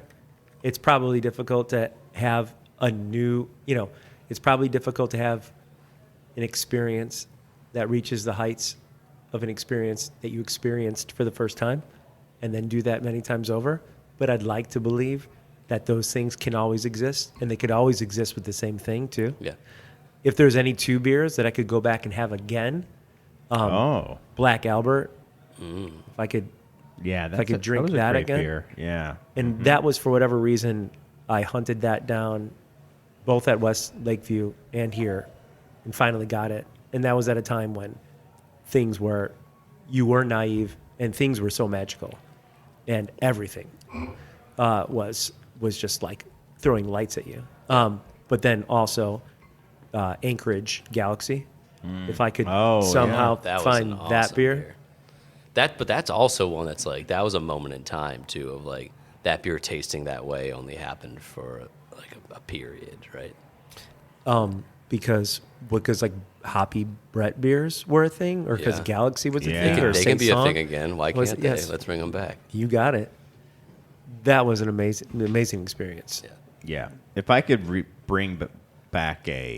relive an experience of a beer, without a doubt, there's two that come to mind. One is Bourbon County Coffee. First time I had it, and it just exploded my brain. Mm-hmm. And, obviously, Alpine Nelson. Because I still think about that beer, and I know I'll never have it again. Yeah. And it was... And I'd had it several times, and it was so good and so much just different and That was my white whale. amazing. Yep. I had it at Oh. the Super Bowl, bought it here. You guys, when it first came in for the first time, I think it came in a bomber. Yeah, I know. That's a. I don't think we might be smelling those aromas now, but Back then, it was so out of sorts. So out of Yeah. sorts. It was you couldn't even describe it. Vanilla, that second release of BCS Vanilla, Yeah. Vanilla Rye, that came out Yes. around 2013, It was like 14. marshmallows. That was one of the best beers I ever Fluff. had. Yeah. Yeah. Was Letfrin 12. Is that how you pronounce it? West Valeteran. West yeah. Valeteran? Close. Is that like Vliet? I don't know. Also, we could all be wrong. Who knows? We don't know how to spell. I mean, ask That was like one of the most Belgium. recent white whale experiences I had. And it was because here, Beer Temple was doing that was like the Saison. Mike, you might have been on that panel. It might have been the Was the same day you Saison guys panel? had your Yeah, little it was conversation IPA. in the Yep. hallway. And I went back, and Chris and I were having a beer on the side, and I said, the one beer I've never had in my life that I'd love, we were having a conversation just like this. I was like, was Westy 12? And Chris goes, hold on one second. And Chris disappeared for 5 minutes, then came back with a bottle of Westy 12, and we had it. It was one of the most magical experiences. It was a beer that delivered on everything. Oh, that's awesome. You wanted, you promised. It promised. It was great. It was amazing. If I could have one of those like beer experiences again, I never would have thought this would have been the case, but it would be drinking Edward and Simcoe double fisting at Hill Farmstead. So I'd gone there, and it was like a really busy, I think it was like Labor Day or Memorial Day. It was one of the two that my friends were getting married in Vermont, and I'm like, I'm not going to Vermont without going there. They were getting married nowhere near Hill Farmstead. But I drove up there, pulled in, and I got in the line, and you go through, and you can only get 2 beers at a time. And the line was so long that I would get 2 beers, and I would have I had everything that wasn't a hoppy beer because I wanted to be a contrarian and not think they were great. And then you had And the then hobby I'm beer. like, they're all that's left. And I finished my 2 steins. I got up to the front. I ordered them, and the woman's like, "Are you alone?" And I'm like, "What? No. Why?" And she's like, "Well, you're only You supposed look to." like a loser. She's like, "Yeah, you're a loser." No, because she's like, "You're only supposed to have 2 beers," and I'm like, "Oh yeah, no, I'm just getting beers for my friends. I'm just the one who's going through the line because like I were in the card, blah blah blah." And I made the story. I'm like, "But I'm just drinking these 2 beers." I walk out of the line. I'm like, "Whatever, these beers are gonna be fine." And I'd sip the Edward, and I'm like, "Oh," and I have the Simcoe, and I'm like, "What is this?" And I remember I had Edward really long time ago at the first Shelton Brothers Festival in some sort of like brewers lounge that we got to hang out in, and it was not quite what had. It was like a very, very good beer, but it wasn't quite what I had at that moment. And I was like, typically when you have beers, you have some idea of like how it happened, right? Like if you're a brewer, you can be like, oh, I get it some way where like how you can come to this conclusion of a beer. And that I was like, I have no idea how they made it taste this like pillowy and all the things that people claim their beers are, but it really was just this soft, beautiful yet assertive hoppy thing. I'm like, it blew my mind. So, asking for a friend, how do you get Hill Farmstead in Chicago? You drive 14 and a half hours. I mean, I guess you wait till we get it again, which would be who knows when. Yeah, I've never. I don't know. I All was right, just there. no worries. My friend Connor, we just happen to have the same name, is gonna be Sure, very sure. disappointed. Yeah. Yes. Yes. Who knows? We've gotten it very infrequently, but it may happen again. Yeah. We'll see. We'll see. I think he's somewhat open to it coming back. Any white whales for you, Connor? Actually, my biggest one, it's kind of about your story about trading Heady Topper for Zombie Dust. So Heady Topper I still haven't had. So Zombie Dust is your white whale. Sorry. Yeah, I don't know. It was. Early days of Zombie Dust would be a good relived memory too, Yeah. because that beer Gumball-headed was Zombie Dust and then special. Yeah. So for me, it was Zombie Dust. So I was in college in Wisconsin. This was, I guess, at this point, circa like 2016, 2017. And it was at the point where Three Floyds was like in Wisconsin, specifically Madison. But I could get things like Alpha King, so I drank a lot of Alpha King, Space Station Middle Finger, Laser Snake, Gumballhead. I think both the Space Station Middle Finger and Laser Snake might be discontinued at this point, which is unfortunate. But Zombie Dust was like few and far between, so that was like my white whale. And that was like the first time Madison's not devoid of liquor stores. Be going in the liquor stores asking them, like, when do you get your shipments of Three Floyds? Those were the days. And then beyond that, when even I was like, okay, they come in on Thursday, and I go there on Thursday, and they wouldn't have it. And then I'd be like, okay, at what time on Thursday do you tend to get Three Floyds? I remember those days. Yep. And they'd only like deliver like say maybe a case or so, and I think a lot of times that case would just end up going to employees. So that was my white whale for. As an employee of a liquor store at that time, that's 100% correct. Yeah. Totally. Did you ever get it? I did. Actually, though, my first time was I just ended up having it in Chicago. Gotcha. I know. But it was very quick because I had it, like, I think in between the summer of, like, my junior and senior year. And then my senior year when I was up in Madison, at the end of it, it started to come up occasionally. And it had become, because I had it, and I was like, this is awesome, so I wanted it again. And my friends, like, knew that I really liked this beer. I remember one time I was, like, in my apartment with my friend. We were, like, watching Netflix or something. My friend that lived in a different apartment had gone to a liquor store and saw Zombie Dust, and he, like, called me up. He was like, hey, this place has a couple six-packs of Zombie Dust. So I literally, like, stopped watching the show, ran to the liquor store, got the Zombie Dust, and came back. Yeah, Nice. Those are the days. Yeah. Those are the days. The number of times I had that conversation back searching for beers, then that evolved into searching for Blanton's whiskey. And nowadays it's me showing up to the Whole Foods to an empty produce aisle and asking the person, when do you get your shipments? Because I want to get some fresh produce. Where do you get your tomato? Where are these tomatoes grown? Yeah. Right. Where are the good tomatoes drop? So we have some this or that, Let's go. and I think we should do this rapid fire, and we'll just go around the horn. Okay? Did you come up with all these, Connor? These are I did. These are some of these I have solid answers for. Some of them I'm not sure. So we're just gonna go this or that. All right. Which direction around the room? We're gonna go around. Maybe let's do a snake draft style. So we'll go like this and then like this, just to make it extra hard. Sure. Okay, so you're first, Mike. Sundial Pills or Art History Bauhaus? I'm going to go Goldfinger OG. No, you can't. It's got this or that. Oh, Sundial Pills. Okay, Connor. Sundial Pills. Peanut Gallery. Shout it. Sorry, I was talking Okay. to Doug about this also being a white whale. This is the first time I've ever had Duck Duck Goose. Answer the question, though. Sorry, what was the question? Sundial Pills or Art History Bauhaus? Art History Bauhaus. Tom? I haven't had Sundial, so I'll have to go art history. I'm going to go Art History Bauhaus as well, and the Peanut Gallery also said Art History Bauhaus. Okay, now this next one is for me. It's New Glarus Spotted Cow or Bell's Oberon. My goodness, this one is difficult for me. I think, oh boy, I think I may go Oberon. Wow. Tom? Spotted Cow. All right.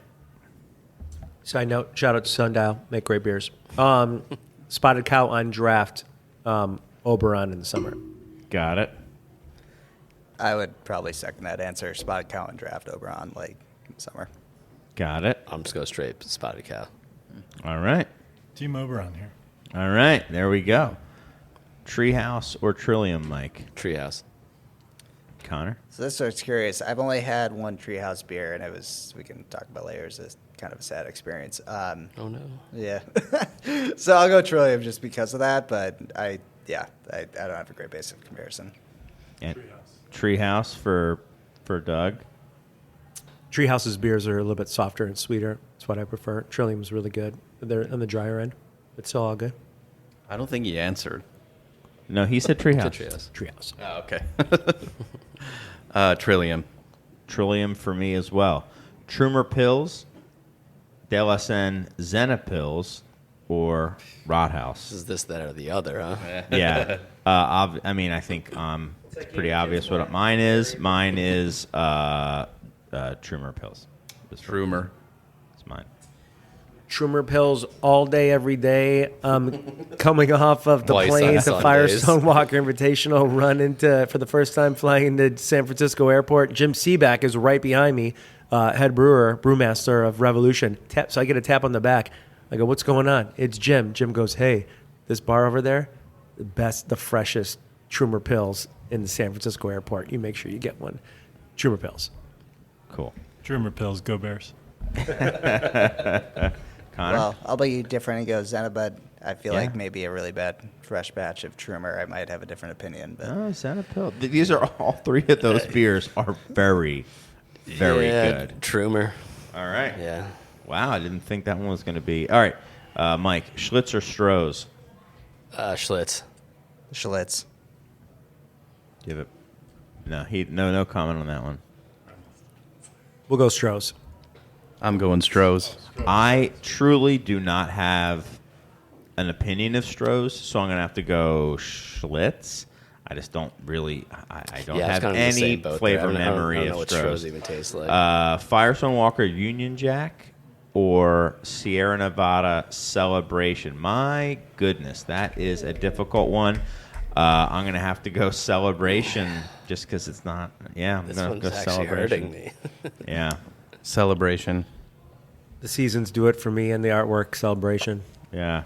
I go I'm going to Celebration. go with the new Union Jack. The new Union Jack is so good. The new Union Jack does it. Oh, it's so I don't know if good. I've had the new Union Jack. Yeah, you've had. It's like a year or two old. Oh, okay. Then I've had. Yeah. I'm still gonna Connor? go Celebration. Well, it's not your turn. He went. Oh, you did? Well, yeah, Celebration. I skipped turns, but yeah, it's Celebration. Oh, Yeah, I was listening. and you're going Celebration, Okay. yeah. Austin Beer Garden or Live Oak? Oh, Austin Beer Garden. I'm also Austin Beer Garden. Yeah. Live Oak for Doug. I've only heard the legends of the former. So I got to say the latter. Okay. Obviously, Live Oak.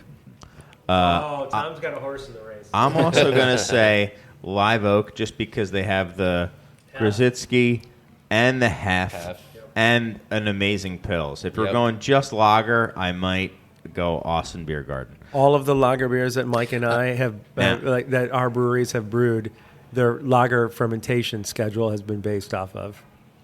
And Here's the next one. Beer, awesome. Ridgeway ESB or Fuller's ESB. That's a pretty good one. Well, you say there's only one ESB, isn't there? I guess I have to go Fuller's then. The OG for me. I agree. Fuller's. Coniston. All right. That's Ridgeway. I'm gonna Same go thing. Fuller's here. Okay. Fuller's. I'm going Ridgeway. All right. Goose Island, Bourbon County, or Perennial Abraxas. See, this is a barrel aged versus non-barrel aged. If I'm reading it the right way. I'm yeah. probably going Bourbon County. I'm surprising myself, but yeah, Yeah. Bourbon County. Yeah. Okay. Perennial. Oh wow.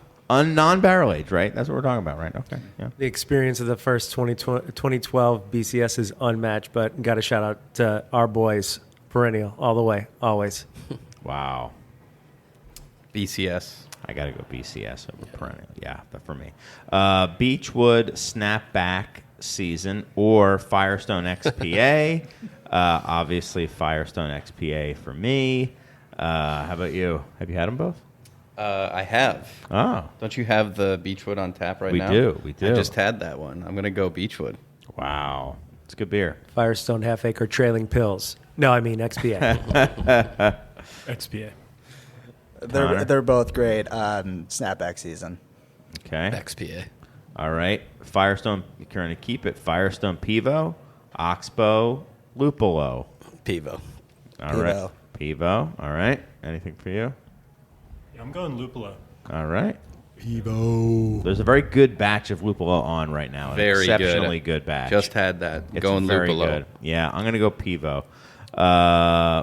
Rev Working Man Mild or Spiteful Farthing Dark Mild. I am going Working Man for me. How about you, Tom? Rev. Okay. Revolution. Oh, but see, it's only because Doug's right there. Now, Doug, what are you going to say? No spiteful. No. Connor Rev. and Yeah, working man mild. okay, Daisy Cutter or Moon Man. I'm going to get hate. Moon Man. I think this one's gonna this one might sweep. Moon Man. Daisy Cutter. Oh All day, every day, Moon Man. Daisy Cutter. no way. Moon Man. Moon Man for me as well. Yeah, we Miller Lite or Bud Light? I'm gonna go Miller Lite. Miller. Bush Light. No, Miller. Miller as well. Miller. Miller, a sweep. Let's Wow. go. Bud Light's the worst beer in the Wow. world. And the last one, Oh, give me more of these. We got to write these on the spot. Goose Island.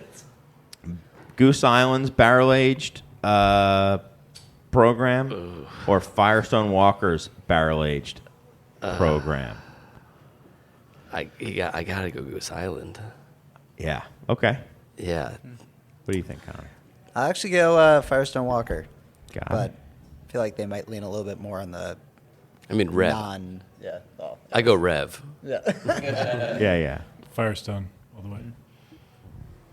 Shout out Firestone. Used to hunt down all the anniversaries, parabolas, Sukabas, insane.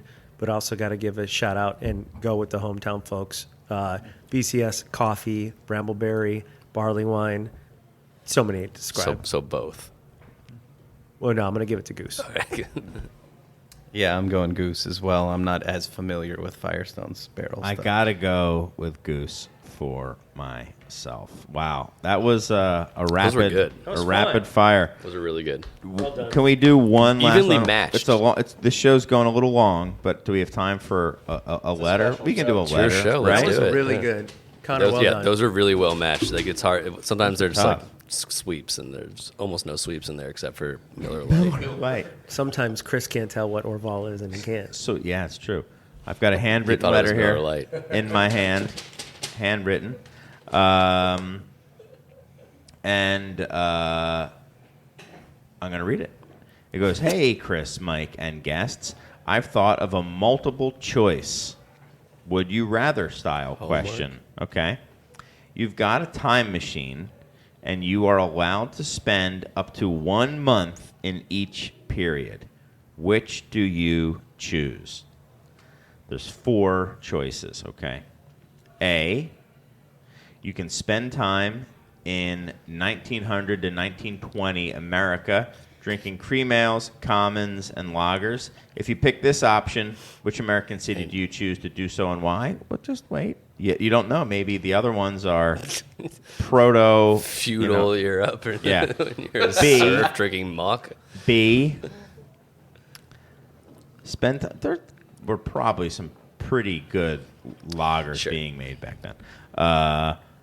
B is spend time in 1989. Plus, you had like Heritage Grain. You could have some good stuff back then. Spend time in 1989 experiencing Red Hook and Sierra Nevada beers, etc. Which breweries would you most want to visit, and which brewer, publican, personality would you want to drink beers with? That's B. C, spend time in the height of the IBU wars and drink unbalanced, palate-wrecking IPAs. Which IPA would you most be excited to drink? Which American city would you want to drink it in? That's C. And D, travel to the future. Beyond what and where Obi Chris and Nostra Douglas can see. Experience new trends, old innovations, etc. And then there's a bonus. Where all ales asterisk are made bonus. with lager yeast.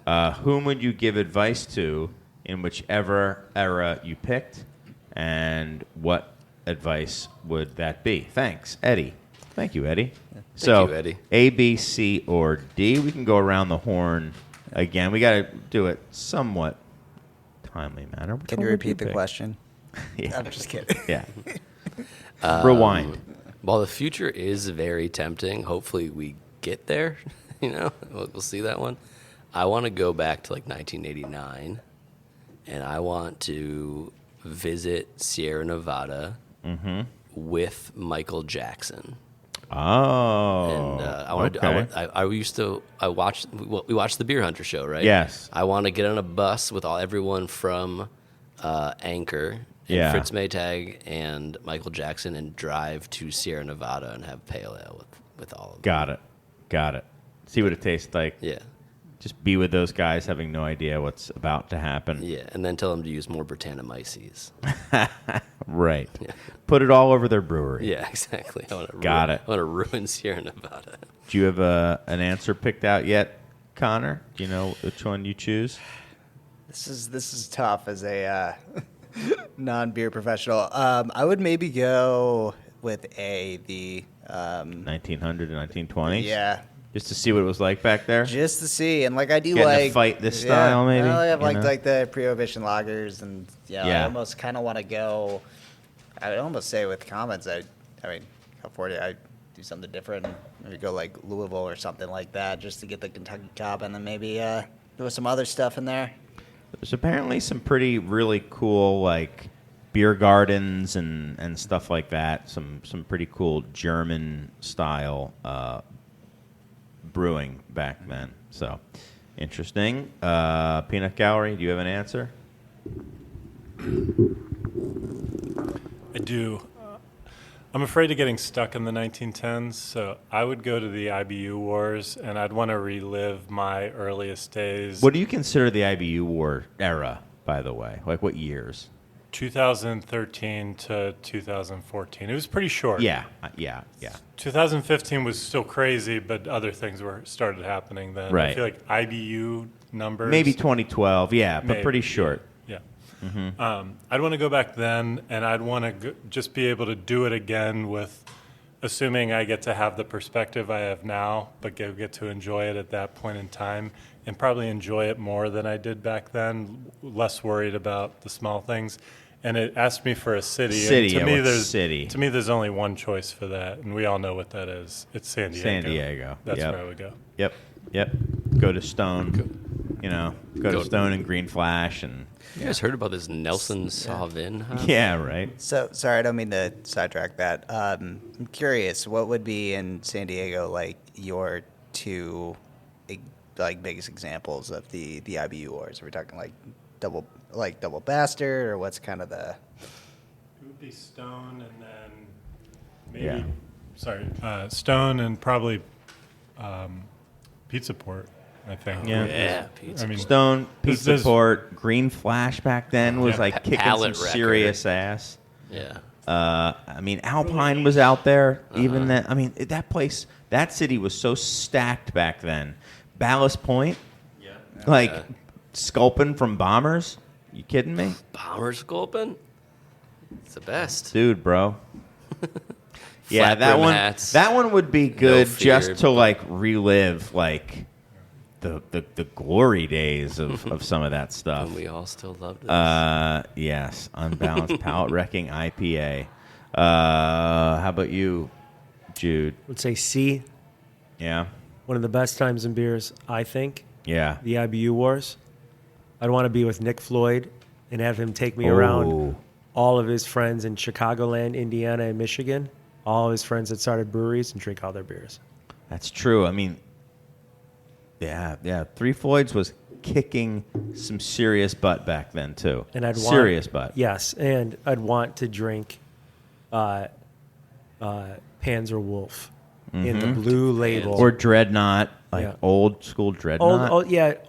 Dreadnought, yes, but that had so much more tropical and hoppy character. That was Yes. like the juicy version of double Yeah. IPA. The palate wrecking was Arctic Panzer Wolf. Yep. Blue label on the skulls. To me, Yep. watching Bears games, to me, that's a Wow. memory I'll forever chase. Okay. And Tom? I think I'm going to go with A. 1900s to 1920s Chicago. Get I would love dysentery. to be wearing a three-piece suit with Right.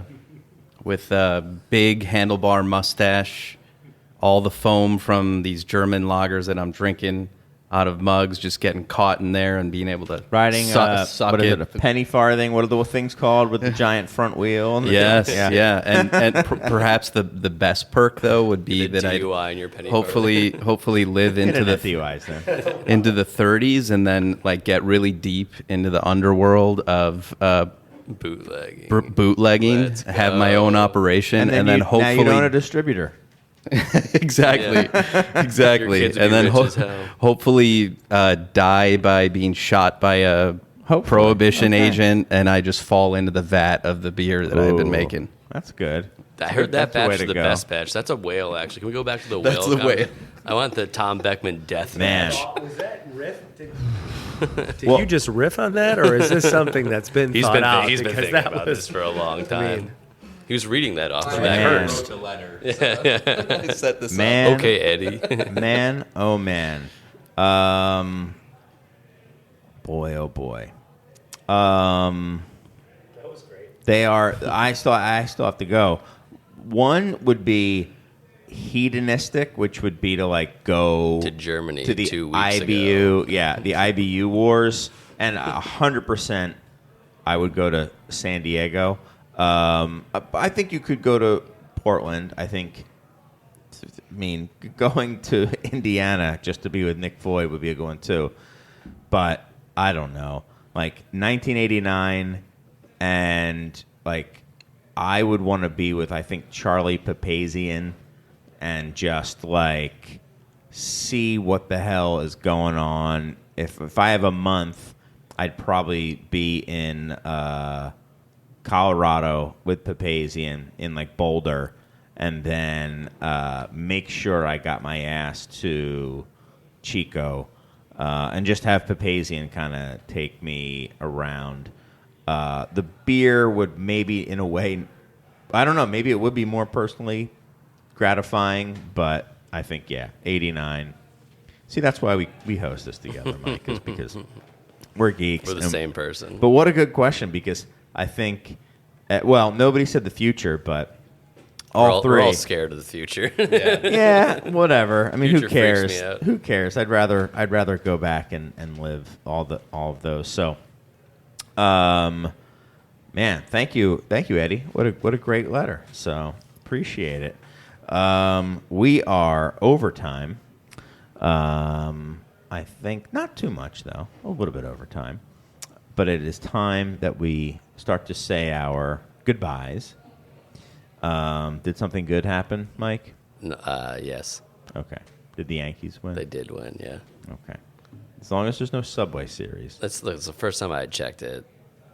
Third time I checked it all show. So First time I checked it. Second, third time I've checked it. I didn't even, well, to be fair, I'm a bigger Yankees fan. You were a Phillies fan, and you had the True. Phillies on while we were recording a podcast one time. So Okay. The Phillies? On? Did I? yeah, you did. You were wearing the jersey, and it was Yeah. Good. fun. Good. You are definitely a bigger. It's not the World Series. No. If this is the World Series, I would be watching the game right now. Yeah, or I I think wouldn't that's be fair. here at all. But I would be here for Connor, of course. Well, that, buddy. Yeah. we've come to welcome. that point in the show. I want to thank our guests. Well, the guest of honor, of course, Connor, as well as our panelists, Jude and Tom, and You definitely know everyone's last name, right? yes, I do, Yep. as well Perfect. as Doug, and you, Mike. So Michael.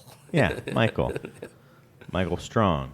So I haven't heard that name in a long I've not been called that name for a long time. I think we should probably go around the horn, and with any final words, I want to thank. I'll go first, Connor. Thank you very much for being the impetus for this show. It surpassed certainly my wildest expectations, and on top of that, I think you put together a pretty cool panel, and you had some fun topics as well. So thank you very much Great for job. that. This is awesome. Yeah, And good job on the intros as well. Do it at least as good as Mike and I do. So At there you least. are. But yeah, thank you very much for that. We don't have to go around the horn. We can go in any order we choose. Yeah, I'll just second that. Thank you for having me. It's great to be here. Thanks, Mike. Thanks, Chris, for doing this stuff. It's always a pleasure to be here. Great to sit next to my friends, Doug and Jude, talk beer. Looking forward to having some more beers after this. Yeah, 100%. Connor, thanks for your generosity. Thanks for being the reason that we're here together. A lot of fun. Thanks to all you guys, too. Great night tonight. But, Connor, great job today. Great topics. It was so much fun. But most of all, thanks for your generosity towards the cause that Doug had put together. So thanks for making it happen. Thanks again to Connor, and also thanks to the listeners out there for giving us the platform to talk about beer and stand so excited about beer just like we are. So we have someone to speak to. Shout out to all of you as well. Cheers. Well, thank you for Doug for putting together the opportunity. Always, like I said, honored to support a great cause, and I guess, panelists, thank you so much for joining, and I had a absolutely fantastic time. So thank you guys so much. What do you want to say in closing, Mike? Oh, I just want Mr. Shalal. I don't want to say anything. I want to let Connor have the last words. Oh, So, well, I guess you Thanks, ruined Connor. that one. no, you asked me. So, Okay. Well, I think Thank you, Connor. then we'll be back next week. Mm-hmm. And until then, almost forgot that. So long. We need Goodbye, you, sir. everyone. Remember this is what we wanted. Remember this is what we said. To never be heard or seen from again. Remember this is what we wanted.